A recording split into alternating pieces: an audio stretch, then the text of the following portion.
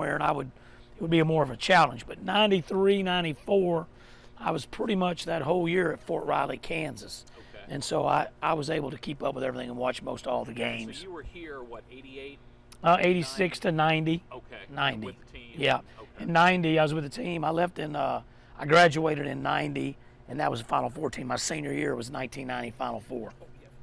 1990 Final Four, 1990, yeah. Unbelievable experience. Yeah. That must have been. Oh, yeah, So that was the whole good. day may very But I knew well- all those guys. Yeah, I was, my era was, when I got here in 86, it was Cannon Whitby, Ron Hury, Yeah. our class, Philip McKellar, who ended up transferring with North Little Arkansas Rock, State. yeah. From North Little Rock. Cannon Whitby, Ron Hury, Larry Marks, the late, rest in peace, Larry Marks. Oh, yeah. Mario Credit.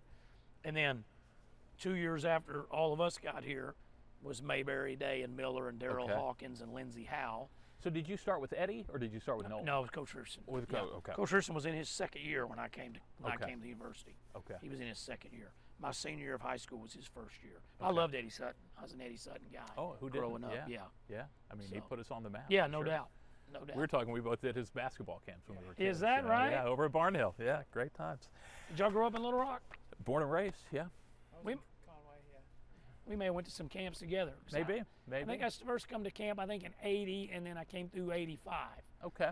Yeah. It's probably around when Right I was in there. Yeah. But they'd have 4 or 5 weeks of camp. Back then, they'd have 400 people in Oh each yeah. camp. Oh, it was always packed. Do you remember in Barnhill on that one end where the seats go kind of straight up? Yeah. That's where they'd put everybody when they'd start each session. Right. Right. They'd have And they'd James Dickey would run yeah, the show. and- James Dickey, Dr. Jim Counts before he was a doctor was Yes. involved in it. But James Dickey was great with camps. Jim- Oh yeah, Jim Eddie Counts- Sutton. Jim Counts coached an AAU team of mine. Is that right? I think for a couple of seasons. Yeah, great guy. Loved him Wow. very much. Okay, Zeke, well, let's get started. Okay. If you can, just first tell us who you are and your relationship to the Razorback basketball program. Okay, I'm Matt Zimmerman, and been here a couple different stints with the Razorbacks. Was fortunate enough to go to college here, 1986 to 90, and got to be a part of Coach Nolan Richardson's staffs. I tried to walk on, and Scott Edgar and Mike Anderson said, "Well, we'd like you to be a student manager." And I was like, "Well, I'm not going to be a manager. I was a player." And so I left for 3 or 4 days and came back, and luckily I got to be a student manager, and I did that all the way through 1990 Final Four was my senior year. And then as a high school coach in Arkansas, I would always come back, and I'd be at all the basketball camps, worked for Coach Wayne Stellick, for Coach Richardson, Coach Anderson. I would always be around the camps and just kept my ties to the Razorbacks that I had developed from 86 to 90 when I was here every day. And then I started coaching college basketball, and I went with former Razorback assistant Mike Anderson. He offered me a job at the University of Alabama, Birmingham. I went there. We had a great 4 years. Went to a Sweet 16, had some great teams there. And then we went to the University of Missouri with Coach Anderson.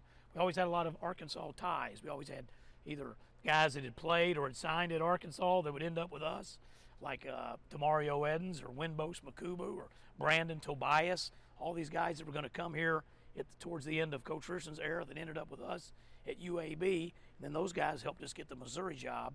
And then we had 5 great years at Missouri. 3 of those years were as good a era as they've had at Mizzou basketball.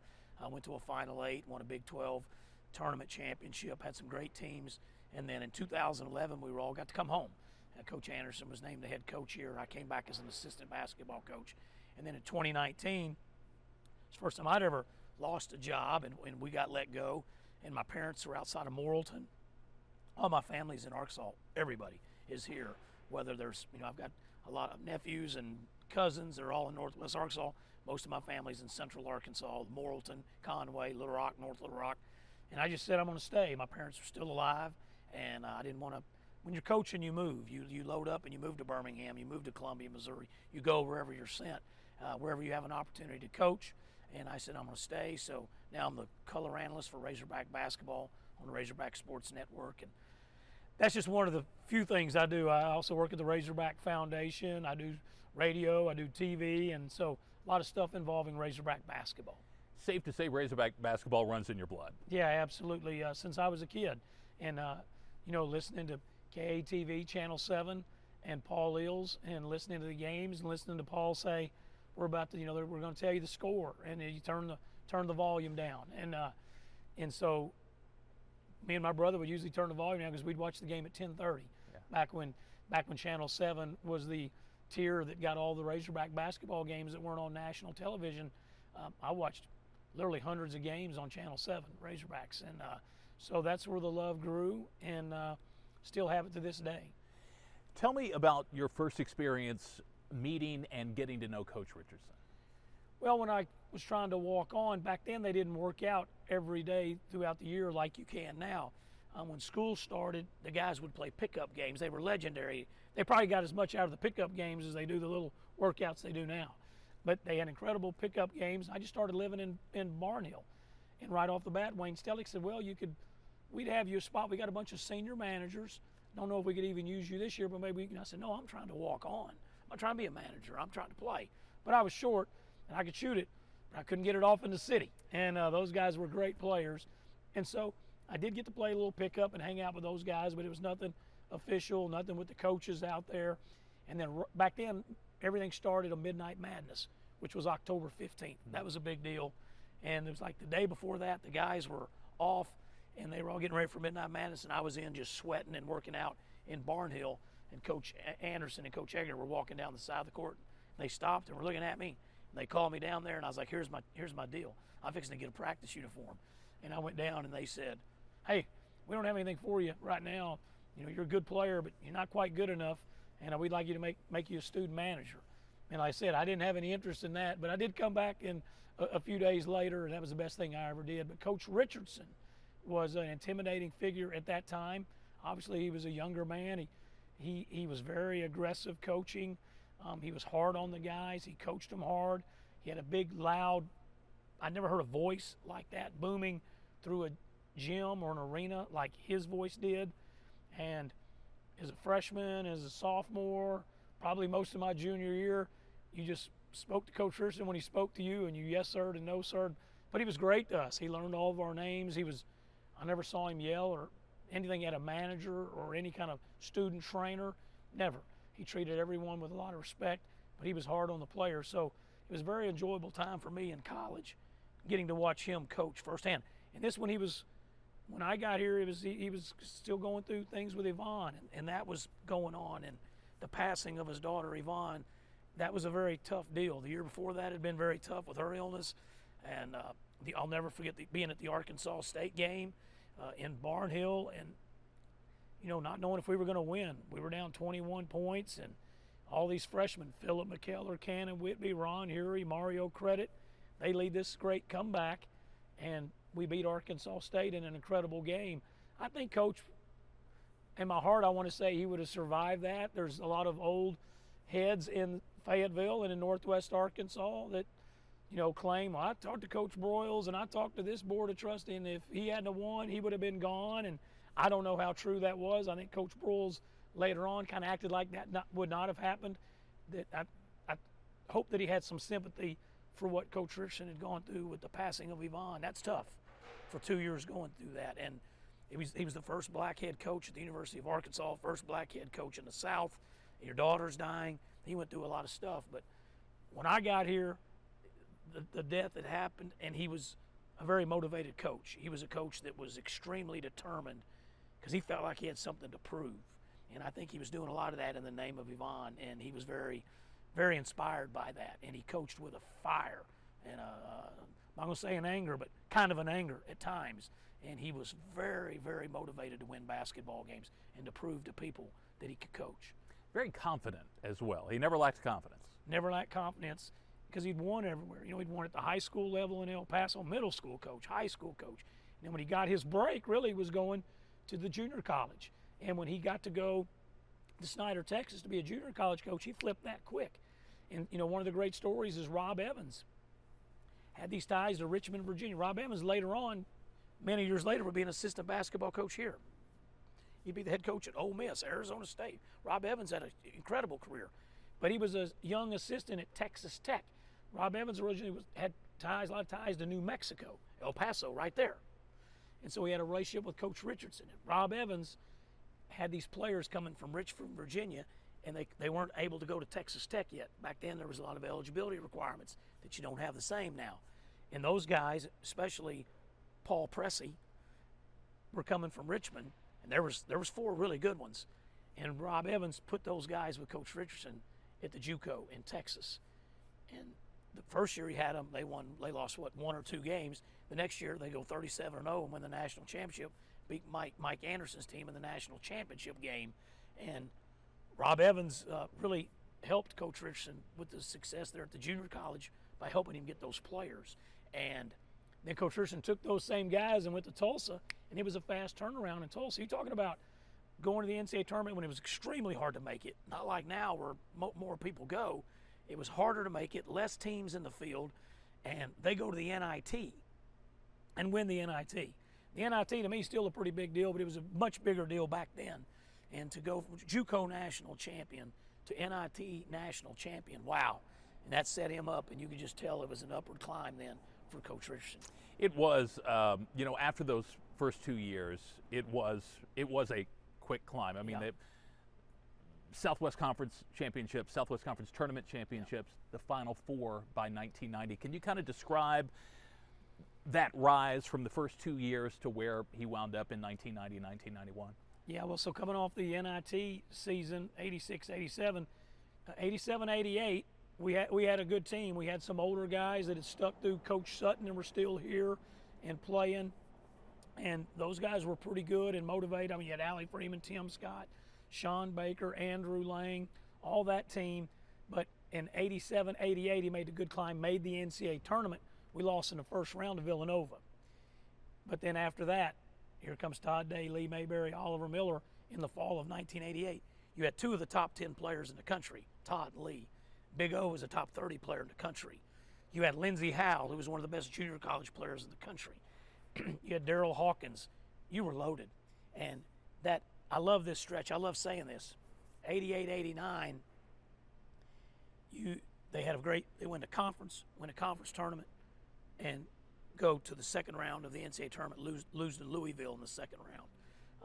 The next year, 89, 90, you win the conference tournament, you go to the Final Four. The 90, 91 season, you win the conference tournament, and you get to the Final 8, lose to Kansas. 91-92, first year in the SEC. Oh, by the way, we're just going to roll in there and win the conference. Lost in the conference tournament.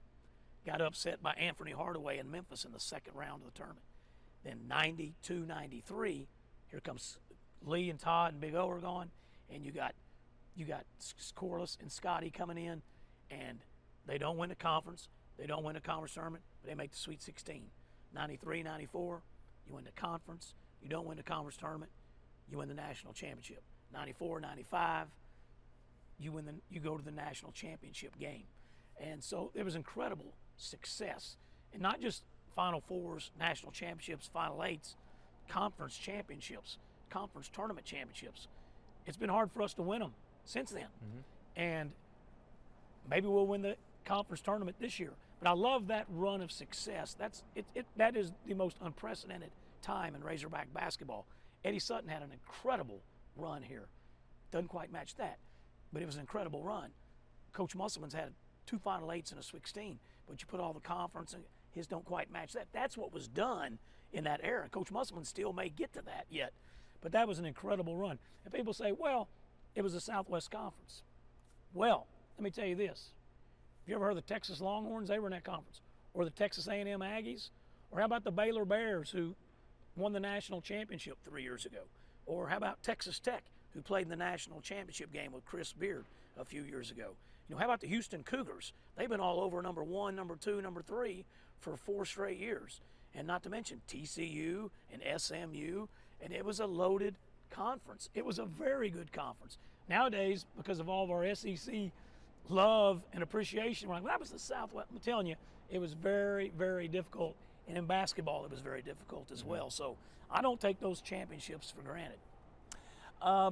Let's talk about Nolan's style as a coach. Darnell Robinson once said that Arkansas basketball is on another level. He said, each practice is as hard as my toughest high school game. Is that kind of the tone that Coach set in practice every day? Oh, well, absolutely. And nothing against Darnell, a young man from California, a great high school player. But Coach Richardson's practices were very hard. They're different than the way college coaches coach now. Now it's a lot. There's still coaches that really get after it and coach very hard, but very few in the country will scrimmage to the amount that he scrimmaged. But he came out and he went in hard drills. You know, his 40 minutes of hell really came from the first 40 minutes of his practice, and that preparing you for the 40 minutes of a game. And he preached that, and it was full court drills. It was him in your face. It was aggressive. It was really intense. And then the scrimmaging came. And what I loved about Coach Richardson and the way he scrimmaged was, this is how we're going to do it. Okay, Corliss, you're on red. Scotty, you're on white.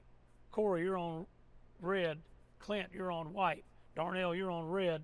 Lee, you're on white. And that's how he did. And that wasn't, there's coaches that do that like once a week, once a month.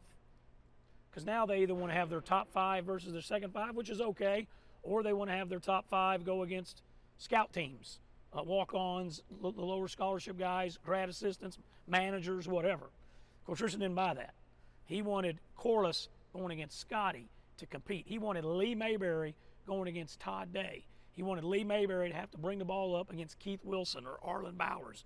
He wanted Darnell Robinson to have to battle against Lee Wilson in the paint with the clock running down in practice. And if you score, Darnell, your team's going to win this scrimmage today. If you don't, your team's going to get beat.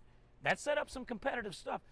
Go around the country now. Not very many people doing it that way. It was a different era. It was a little tougher, a little more hardcore, but that's how he did it. Coach said at one point, you don't coach X and O's, you coach people. Yeah. Did you get that sense from him that he coached people? Well, he was a better X and O coach than people thought, and he would draw stuff up, and he did want things executed. He did run plays, but it was about people for him and getting the best out of them and letting them also be an instinctive basketball player. He wanted them to be able to make decisions on the floor. Part of that was from the scrimmaging. Scrimmage every day. Every day I have to get used to what I'm going to do, how I'm going to handle this situation. Oh, it's a 3-on-1. This is what we're doing. It's a 3-on-3. This is what we're doing. He was great at that. He was one of my favorite parts of practice forever. 1-on-1, full court. You versus another great player on your team. 1-on-1, not just trying to get it down the floor, trying to go down there and score on him. And then your teammate got the ball, and he got to come down and try to score on you. And then it was 2-on-2. Full court down, full court back. And then it was 3-on-3, full court down, full court back. Then it was 4-on-4, full court down, full court back. Boom. Now let's start the scrimmage. It was intense. It was incredible stuff. Sounds like hard work to me. Okay, let me ask you about the guys who he brought in. I know you were in the Mayberry Miller Day era, but the guys he brought in who wound up being the championship team. Let me just get your thoughts on them individually. Corliss Williamson. Well, greatest player in Razorback basketball history. You can argue Sidney, Todd Day, Scotty. There were so many other we've had a lot of great players, a lot of great history. But he was the Final Four most outstanding player. That's our only national championship team. He was an All-American, greatest player to ever play, strong, physical. He always played like he was 6'10", and he was 6'7". He knew how to score. He had a soft touch. He could make free throws. Got in foul trouble a few times, but he knew how to stay out of foul trouble for the most part. He was available. Other than the beginning of his career, had that little stress fracture in his foot. Other than that, he was always available. And he kept himself on the court, and he knew how to play. He adjusted to his role under Coach Richardson. He wasn't going to get to play 40 minutes a game like now. We have guys that will play 40 minutes a game a lot. Back then, you weren't going to do that for Coach Richardson. It was going to be guys in and out. He was going to play 10 or 11 guys. And Corliss Williamson was a National Player of the Year. He could have said, no, I need 38 minutes. I need 4. He never did, and he was a team player, greatest basketball player ever to this day to play for the Razorbacks. Darnell Robinson. Long, pretty good athlete. If he got any kind of gap, he was going to try to tear the basket down, but he could shoot the basketball. Much more skilled shooter than people realize. California kid, big-time recruit to get. Everybody wanted him. The other big guy was Lee Wilson. Same thing. Waco, Texas guy, strong. He had some back to the basket moves, but we know he could step out and shoot it as well. Skilled. He could pass the basketball. It would have been hard to win that national championship without Lee Wilson. Scotty Thurman. Top 5 greatest Razorback basketball player of all time. Not just the national championship. But by the way, watching the national championship game within the last year, we were behind early and we couldn't get a bucket. He hit a little short corner with his nice little feathery shot. Next thing you know, he's burying a three. Next thing you know, Razorbacks are taking the lead and playing pretty well. Scotty, one of the greatest shooters to ever play here, one of the most confident players to ever play here, and he was a gamer. When the lights came on, if you look back through his 3 years, there's very few games where you look and say, boy, Scotty didn't do much in this game statistically. He just brought it day in, day out, game in, game out for 3 years. He was on 3 of the best teams ever play at Arkansas. Another guy who brought it every night was Clint McDaniel. Tough, hard-nosed, big-time scorer in high school. Got here, had to buy into a role of tough defense, get out in transition, help your teammates, pass the ball, facilitate. When it's your chance, hit a shot. When it's your chance, make a play. He's another guy that accepted his role. When I think of Clint McDaniel, I think of toughness. Corey Beck is another guy who exudes toughness, right? Toughness, obviously, strong, physical point guard, tremendous defensive player, underrated offensive player, rebound. He would post up guards nonstop. When people were playing this man-to-man, they would just sit. He would cut through. He'd pass from the top. He'd cut through, and he'd go in there, bounce to the block, catch it, power up and score. Relentless effort. Relentless effort. Dwight Stewart. Great shooter, great team player, underrated rebounder, underrated getting offensive rebounds and scoring with them. Good foul shooter, good passer. Memphis kid, had that Memphis toughness to him, and a winner. Alex Dillard.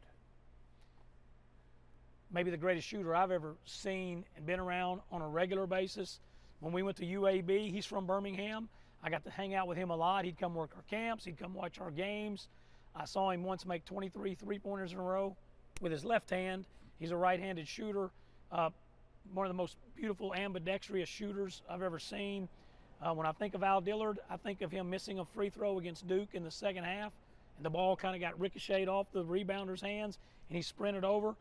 They hit him with it in the corner, and not in the corner, kind of close by the corner, right in front of the bench, drilled a three. Not many guys in a national championship game going to miss a free throw, have the confidence as soon as he catches it 2 seconds later to drill a three, and also think of all the shots from the hog snout. Mm-hmm. One other good shooter, our last guy, Davor Rimac, who was also, I know, an important figure in Coach Richardson's life. Absolutely.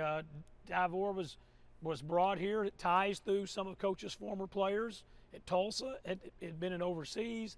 They knew Davor's family. He came here. I'll always remember going over to Fayetteville High School to watching their old gym. The place was slam-packed. He was one of the best high school basketball players I ever saw. Yeah. By the way, he was a tremendous tennis player, a champion tennis player. Davor was very talented, great young man, still keep up with him to this day. And he's one of those guys, I'll hear my phone ding at like 2 in the morning after a Razorback win, and he'll be retweeting or liking something on social media because he just woke up over there in Europe. And so he still keeps up with everything. He was a good player. The opening of the 93-94 season also brought the opening of this building that we're in now, Bud Walton Arena. How important has this building been to the success of this program and to the success of that team, do you think? I've wondered so many times if we hadn't moved here, would we have won the national championship? I think we probably would have, because Barnhill was so special. I don't want to take anything from how incredible that 9,000-seat arena was. But coming in here, it was new, it was shining, it was the palace, and now we had 20,000 people that could come instead of 9,600. And we had 20,000 people here. Now we get fired up when every seat is full. Back then, every seat was full all the time. And all of our young people that work in the department and all of our young admin, I tell them that. I don't think they believe it, but it was true. But TV was different then. A lot of things were different then. Streaming and all the social media was not here. You came to the game. And it's funny now when sometimes we'll have like records, right? We'll say it's a record. And I'm like, that's great. And nothing against now. Now's incredible. But it's also been incredible before. And we don't want to insult history of a building that's been full. Nolan Richardson put 20,000 people in here. You can look it up in a media guide. 67 times. 67 times. And that wasn't like guessing or there was 10,000 here and we called it 20. That was packed out. and it was incredible atmospheres. It was a beautiful thing. This building is tied to that national championship forever. They happened at the same time, and that's incredible history. When we went to Missouri, when Coach Anderson got a job, when we went to Missouri, I can't tell you how many people the first year or so we were there would come up to us and say, we will never forget in 1993 when y'all opened that building. It was actually the second game here behind the Murray State game. When y'all opened that building, it was the first TV game, first national TV game, and Arkansas wins that game. People in Missouri would always say 55 because it's just an easy number. Y'all beat us by 55. We beat them by 52 in here, and it was the infamous 120 to 68, and it was the infamous when they shook hands. And when we met Norm Stewart, who was very good to us, a Missouri legend, when we met him when we were coaching there, he would tell us this story all the time. And you can see it now if you watch old TV clips. He said, I shook hands with Nolan, and we shook hands, and he said, Nolan, it's either one of two things. You're either really damn good or we're really damn bad. And it was a great, and it turned out that, we were really good, and they were really good too. And they went back into their conference, the Big 8, and they played 14 league games back then, 7 schools, 2 times each, 14 games. Missouri went 14-0. And they had a tremendous season that year. But they come in here and lose by 52 points. Coach told us that same story. It's great. We love it. You mentioned the opener against Murray State, November 29th. After that game, Clint McDaniel said, if Barnhill noise is a 10, this is about a 20. Was he right, do you think? Yeah, I think he was right. It was just because there's more people here. Barnhill was so loud. And the way that thing was built, I think if you put the old sound meter up that Jim Robkin and the band used to have, I'm not sure this gets any greater than it did in Barnhill, but it was just more people. And they did a good job building this. It was a great thing that Bud Walton did, helping the university out. That goes back to a lunch, basically, between Coach Broyles, Coach Richardson, and Bud Walton, and it happened like that. I wish it was that easy to raise money all the time, but it was an incredible thing that Bud Walton did to help finance this beautiful building, and the Razorbacks just rolled in here, and it was an impressive place. It was beautiful, and you couldn't hardly win in here. They beat Northwestern State 111 to 76 in a game that Alex Dillard scored 16 points in a minute and 53 seconds.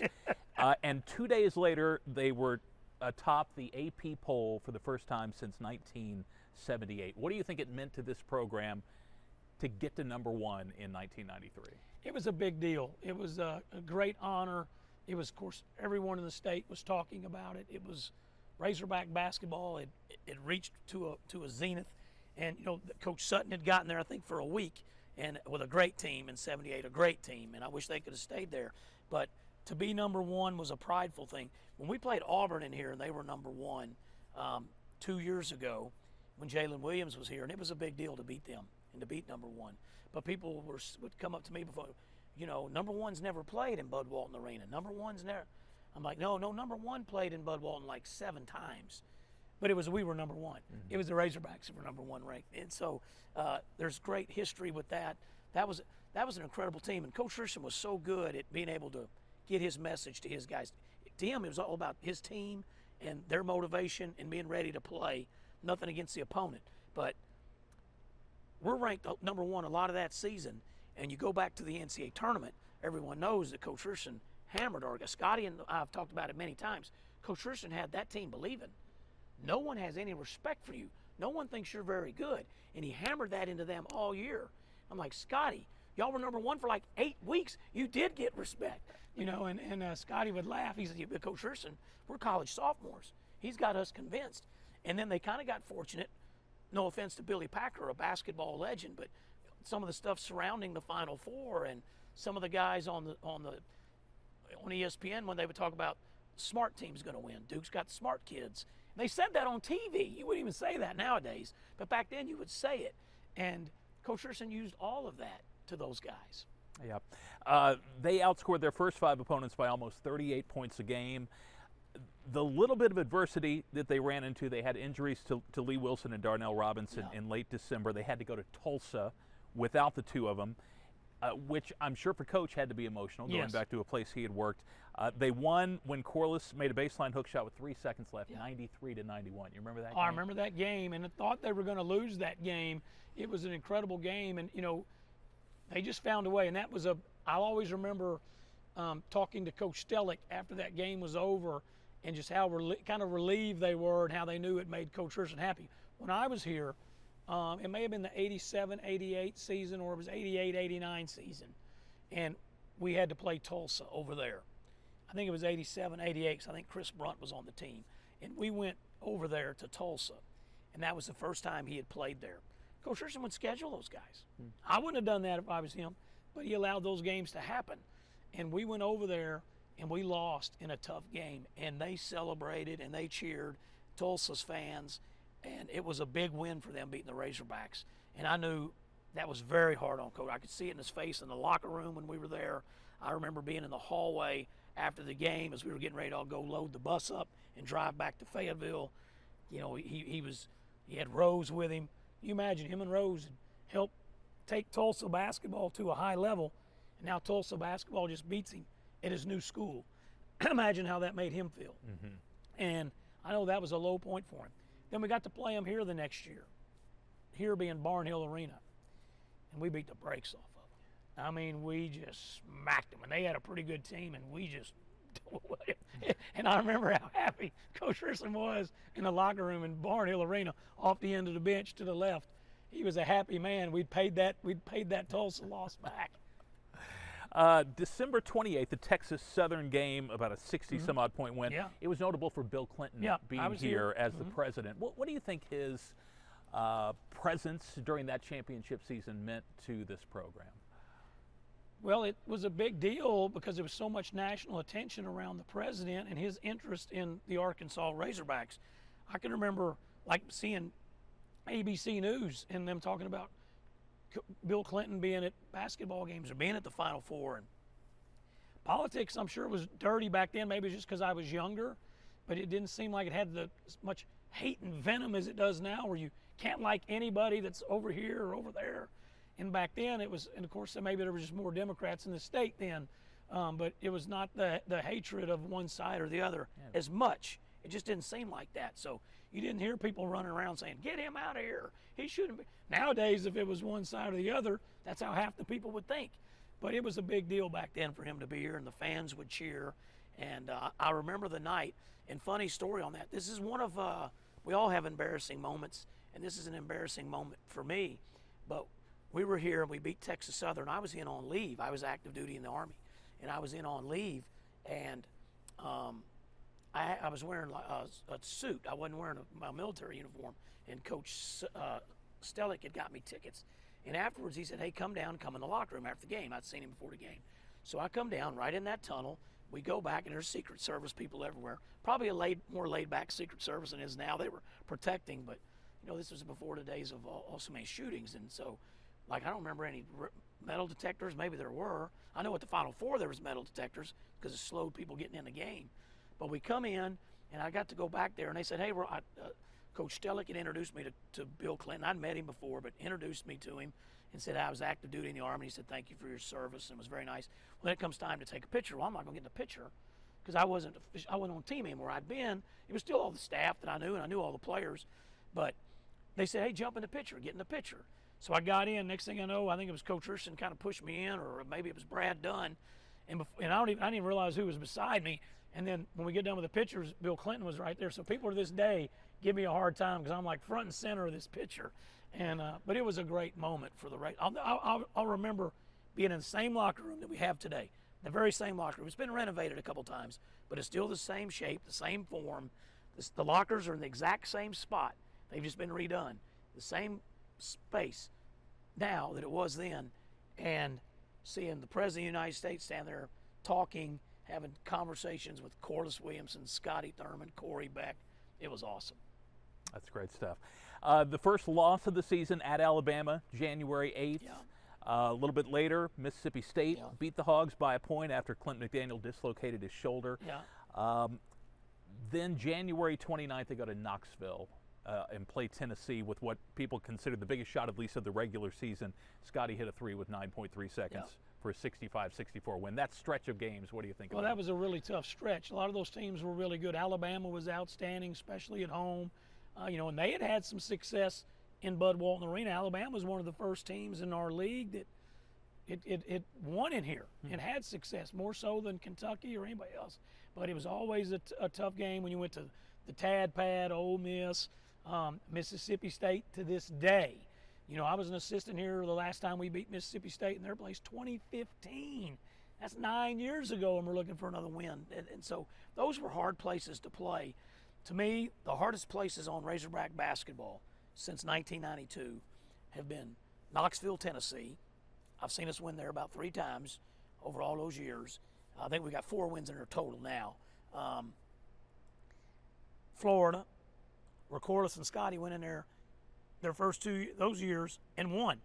They went in there and won the 2 times they went 2-0. How about that? They made it look easy. And then we didn't win in there again until J.D. Note, Jalen Williams in 2022. Wow. We went 20 years. And the third place that's been the hardest on Razorback basketball is Mississippi State. More than Rupp, more than Ole Miss, more than Georgia, those 3. Tennessee, Florida, Mississippi State. Those games are all in that stretch. Those are hard teams to beat. You mentioned Rupp, February 9th, the big showdown. Hogs ranked 2nd in the country. UK ranked 4th in the country. 33 straight wins at Rupp for Kentucky. At the time, they jumped out to a 15-point lead. We come back and win that game by 8 points. Yeah. That was anytime you beat Kentucky, that's a huge win. Yeah, but that was a zenith of that season. That's when you really felt like we've got a really, really good chance. We got a really good chance because they were hard. Now, Mayberry and Day and them had won in there, but for those guys to go in there in '94 and win like that in that fashion, and back when Kentucky was good, it was a better Kentucky program. They were rolling back then, and to win like that in there, one of my favorite videos to watch, top 15 Razorback basketball video, is the last few minutes of that game, and then in Rupp Arena, same type deal, but your bench is on the other end. You go off the end of the bench, you go same locker room as it is today. You go through the little small tunnel, you make a right, and right on the right is the visiting locker room. The same locker room, and those guys celebrating and going crazy in there, and Coach Richardson kind of giving a little quick, fiery little speech about this is what we do. This is we were expected to come in here and win, and that team won the national championship. You could sense it in that locker room that Saturday in Rupp.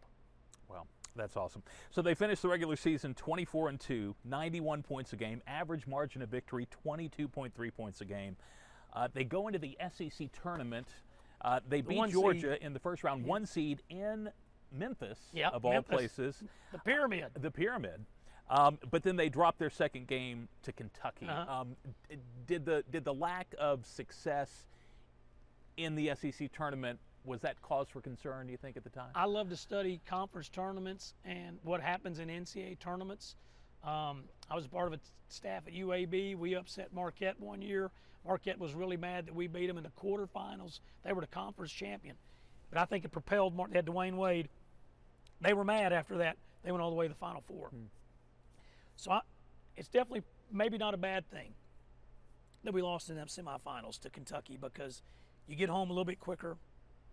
I'm all for winning a conference tournament. I believe in winning them. I don't believe in this, let's go to the SEC basketball or baseball tournament, and we're just going down there for hee-hees and ha-has and not trying to win it. You go to one of those, you're supposed to be trying to win it, and I believe in that. But looking back on it, it may not have been a bad thing. It's hard for these teams to have these long runs. And when you look at these great champions, some of these great teams, like the Kentucky team that went undefeated 38-0 until they lost to Wisconsin in the Final Four, maybe a conference tournament loss might have got them reset, recalibrated, refocused, and then they go ahead and win the NCAA title. So I don't think losing that was hurt the Razorbacks at all. I wish we'd have won that conference tournament. We've only won one. I wish we'd have won it. But now looking back on it, it worked out really well. So they wound up the #1 seed in the Midwest Regional in Oklahoma City. They opened with North Carolina A&T, kind of a lifeless, lackluster win, but sometimes you got to survive those. The Razorbacks didn't shoot very well, and it was kind of a grind. and just found a way. Had a lot more talent than North Carolina A&T, but it was not a pretty game. But I remember thinking after that game, okay, we'll play better now. We got that game done. We survived it. It wasn't a 16 beating a 1. We handled business. Now you got Georgetown. Right. With a great team, one of the greatest coaches of all time, Yep. a game in which Scotty Thurman is ejected, and yet we still managed to win that game. What are your thoughts on that? Close, hard fought. I mean, just a defensive battle, scrappy. Corliss was really good in stretches down that game. Dwight Stewart made some big plays in that game, and Clint McDaniel was a factor in that game down the stretch. And that was a one you had to have. You don't want to be a 1 seed losing in the first or second round. You want to get to that second weekend, and that was a hard-fought game. John Thompson's a good basketball coach. Well, one of the few times Coach went big, and maybe because of the Thurman ejection, but Yeah. he went big in the second half with Darnell Corliss and Dwight playing together. That's right. Didn't see That's that right. a lot. Yeah, that's right.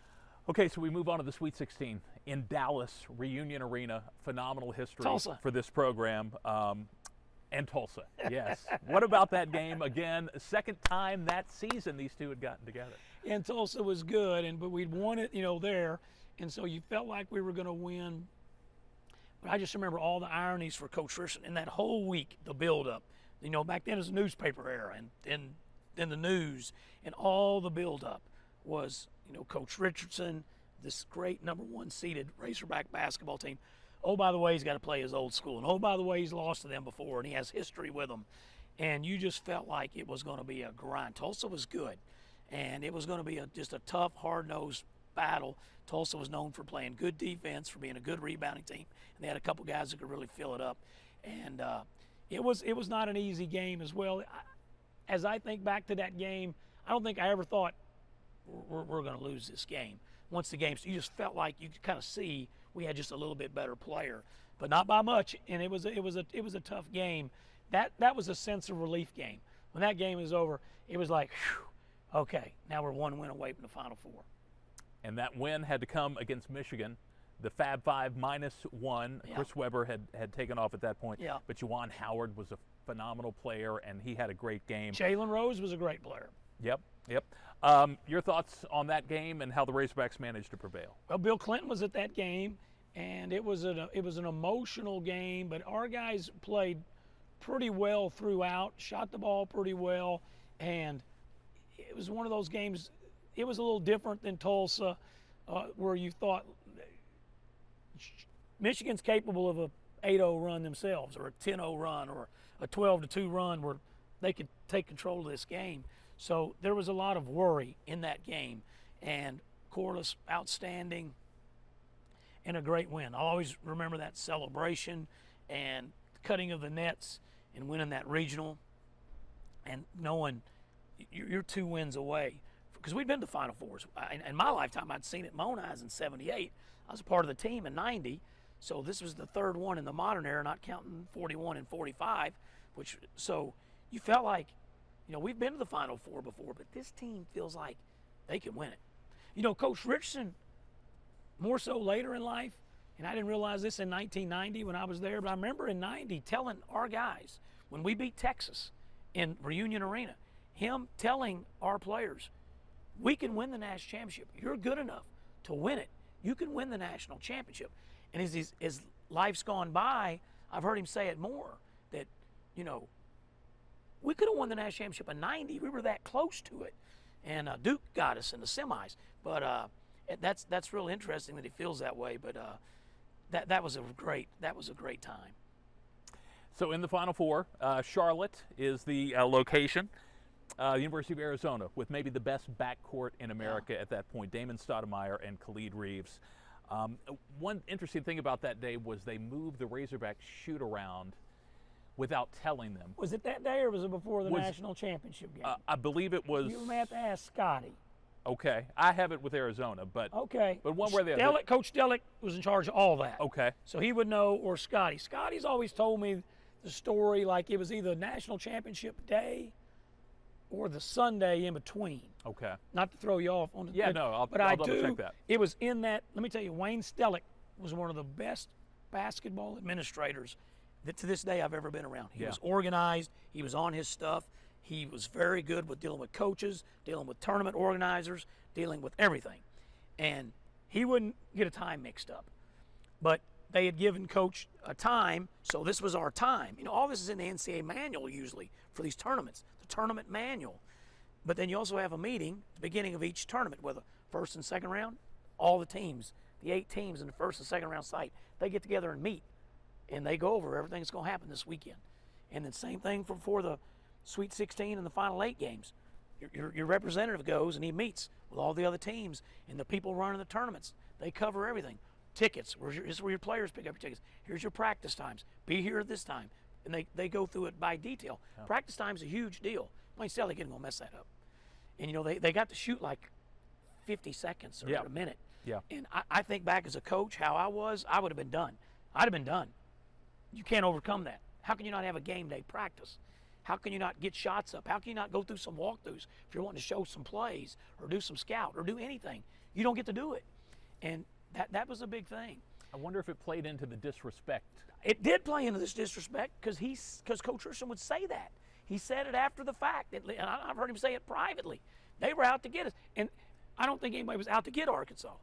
But that's the fuel that you use to build this big fire. And he was definitely for that. Arizona was very talented. Khalid Reeves was a great scoring guard, could attack, do it, could shoot it. Stoudemire was aggressive, one of the best players in the country. They were loaded. I mean, that was a great Arizona team. I remember before that game in Charlotte, I was there and just thinking about this is going to be a very difficult game. Their guards are so good. And this is going to be and really, I mean, it was not easy. Lute Olson's a great coach, but it didn't come down right to the wire. You know, we stretched it a little bit, had a good win, and you're like, man, Monday night, everyone in the country is going to be watching us play Monday night.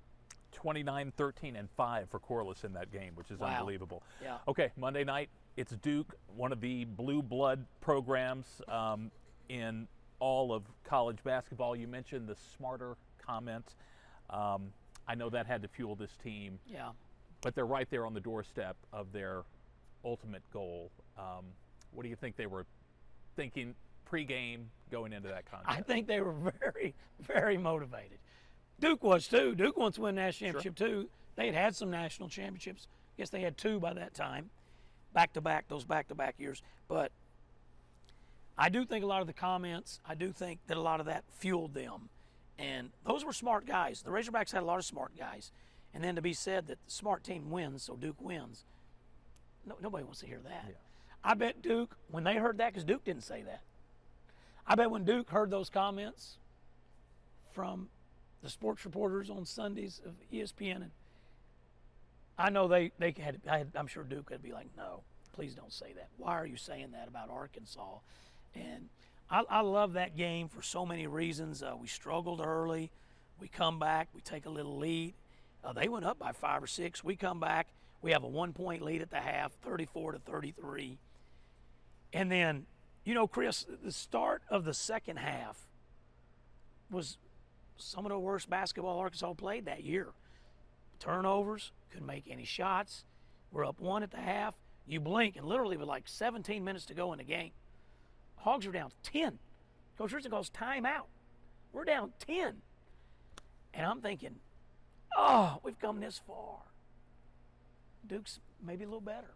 They had Grant Hill, Cherokee Parks, Chris Collins, Jeff Capel. All those guys played well in that game. Antonio Lay, he made some big plays in that game. People should go back and watch that game now. And I had gone a decade probably without. I've watched it maybe 10 times total in my life. I'd not watched it in a decade or so till maybe a year ago. It's an incredible game. It's exciting. There's so much drama. It's Duke having the lead. Arkansas come back, take the lead. Duke building a bigger lead. Arkansas coming back. It was incredible. I do know that at the end, I felt like we were going to win. They had the ball. We were about a stop away from having a chance to build this lead. And they sling it over to Grant Hill. He's kind of at the right top, and he catches it. And it wasn't the most beautiful Grant Hill shot. It was kind of like I don't know if he rushed it. Bam! He drilled it, and it was tied up.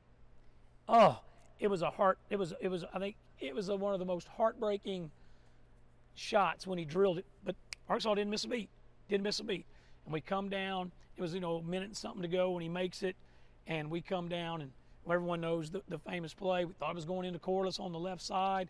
Corey to Dwight. Dwight, we know, was going to shoot that basketball. He kind of fumbled it. He kind of put Scotty in a tough spot because if Lang would have been another half step, he wouldn't have been able to even get a shot up without getting it blocked. But there was just enough time. In perfect basketball, Scotty shoots a high arching shot anyway. He's a rainbow shooter. He always has been since the time he was a freshman. He's got long arms. Scotty's textbook was shooting the ball way up high. He never shot the ball out up front. He always was very up high with his shot, and he caught it, and he rose up, and he shot that feathery, high arch shot. The great pictures of Antonio. There was a time in that game, I remember watching film, Scotty drove in to score. He didn't drive a lot, but he kind of made a little inside move to go score, and somebody tattooed his shot out of the air. You know who it was? Antonio Lang. In that game, Lang had already tattooed, and he's coming out there to get him another one, and that ball goes right over the top. Back then, there was not the red light around, but there was still we already had the shot clock above the backboard, and you can see that ball going in the air, and that clock goes from 1 down to 0, and that ball's still in the air, and he drills it. But it wasn't over. You know, you had to get a stop, which the Razorbacks did.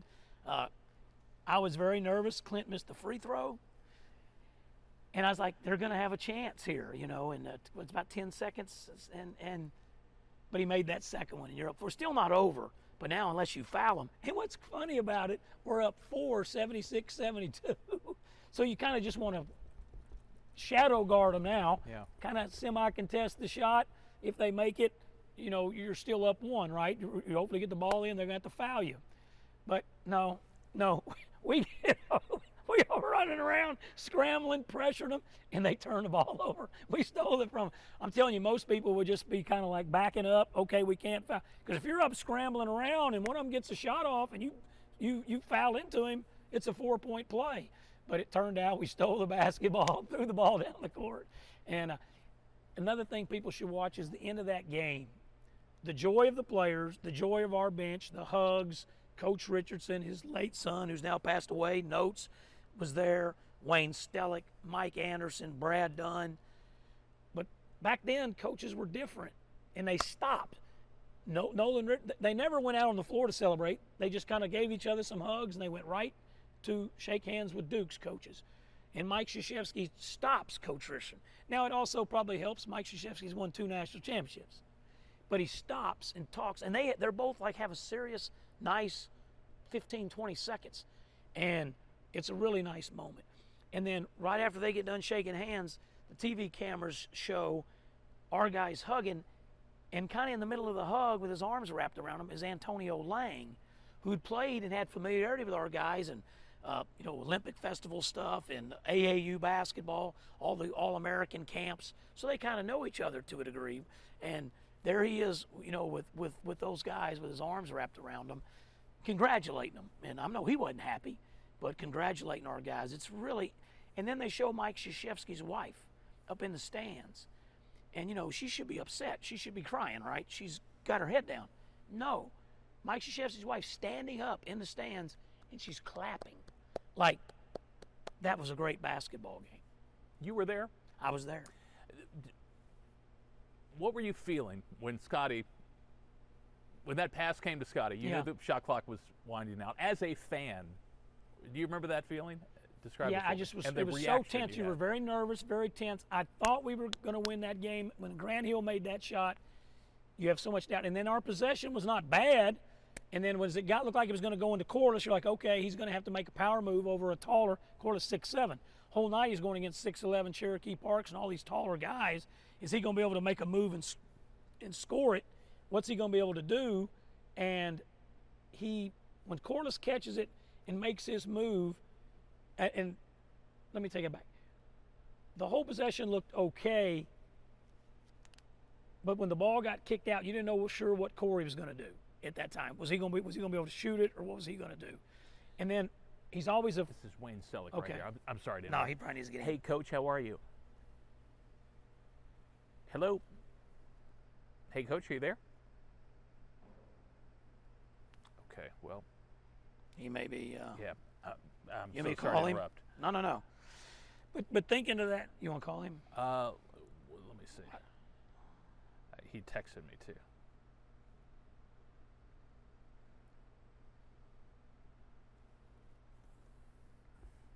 So sorry to interrupt. No, you're good. Okay. Yeah, but sorry, back to that play. I thought our possession overall was pretty good, and we didn't turn the ball over. We had a couple opportunities to shoot, kind of pass shots up. When it went to Corey, you didn't know what he was going to do right there. It wasn't going to be his nature just to shoot a jump shot. And then when he reversed the ball, which he likes to do, and it went to, I just knew Dwight was going to catch it and shoot it. And it was going to come down to, because there was a lot of time left.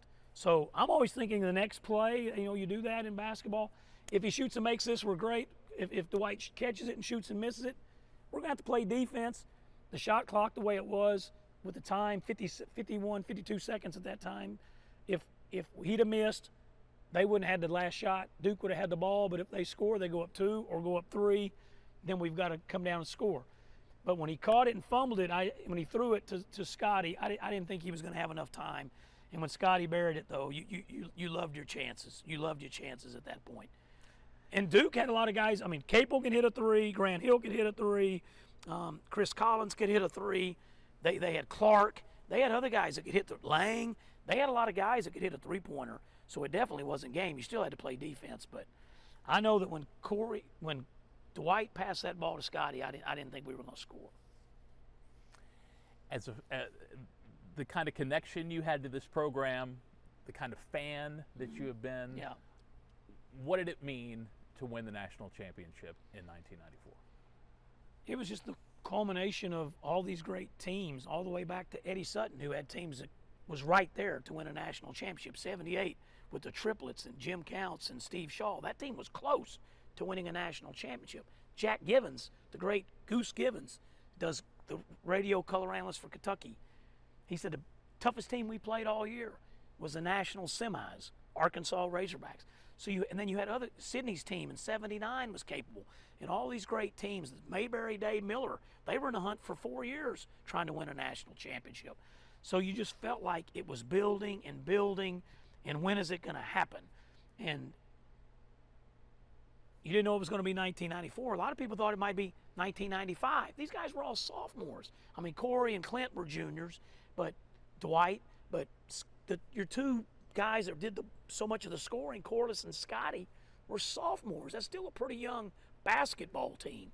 And it was just so much pride in that night, celebrating all the Razorback fans. The celebrations that you see on TV that we don't get to be a part of, where a lot of the people clear out, some of the people stay, they bring out the stage, they cut down the nets, and you're watching history right in front of you.